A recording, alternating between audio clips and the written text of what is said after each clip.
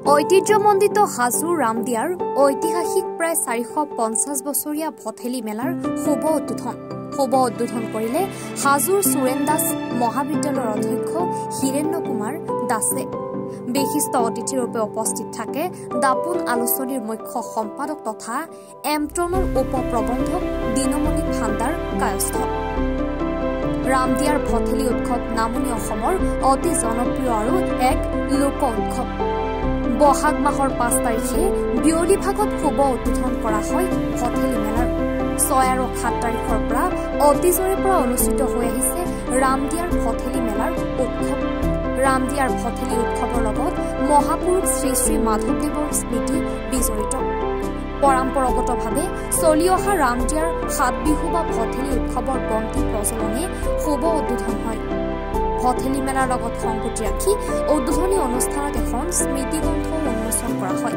আজি প্ৰথম দিনাই ৰামদিয়া ধোলা সত্ৰৰ বিগ্ৰহ আদৰণি জনোৱা হয়। লগতে উপস্থিত থাকে ৰামদিয়া অঞ্চলৰ কেইবাখনো সত্ৰৰ ভকত বৈষ্ণৱ সহিতে বহু গণ্যমান্য ব্যক্তিসকল।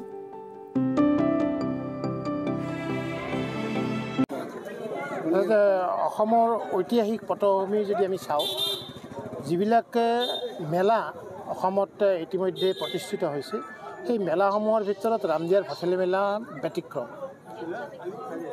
এক ধৰ্মীয় অনুভৱ ভাৱনা আৰু তাৰ লগতে আৰ্থ-সামাজিক ব্যৱস্থা আৰু কৃষক সমাজক সামৰি এই অনুষ্ঠানটি আজিৰ পৰা বহু শ বছৰ আগতে মাধৱদেৱৰ বিদায়ৰ স্মৃতি বিৰচিত এটি অনুষ্ঠান হিচাপে স্বীকৃত হৈ আহিছে।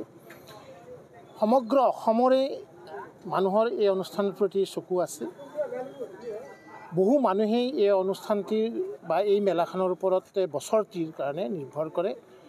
বছৰৰ প্ৰয়োজনীয় সামগ্ৰীসমূহ, কৃষিজাত সামগ্ৰীসমূহ কিনাৰ এই মেলাখন যেন এখন উৎকৃষ্ট মেলা, সেই হিচাপে হাজো বা ৰামদিয়াৰ ইয়াৰ পাৰ্শ্বৱৰ্তী সমগ্ৰ অঞ্চলে তেনেকুৱা ধৰণৰ বিবেচনা কৰে।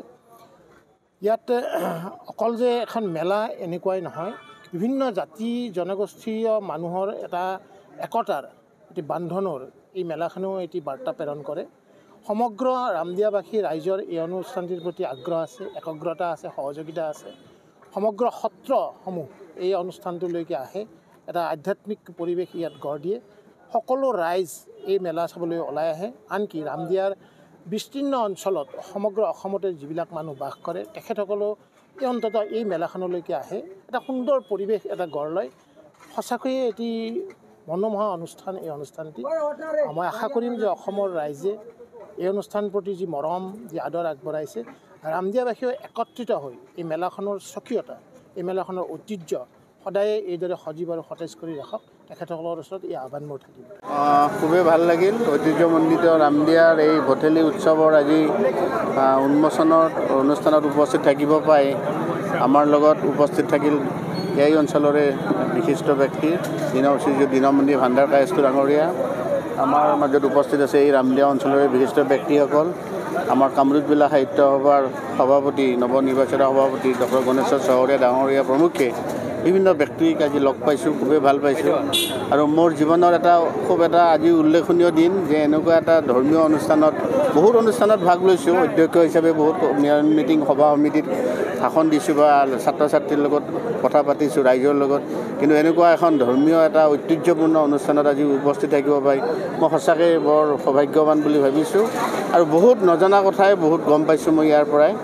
আৰু এই ক্ষেত্ৰত আপোনালোকে আহি ইয়াত যিখিনি আমাক সহায় সহযোগিতা কৰিছে আৰু ইয়াৰো যিখিনি বহুত কথা আমি জানিব লগা আছে, আমাৰ বিশেষকৈ আমাৰ শ্ৰী দিনমণি ভাণ্ডাৰ কায়স্থ ডাঙৰীয়াৰ ভাষণতো আমি গম পাইছোঁ।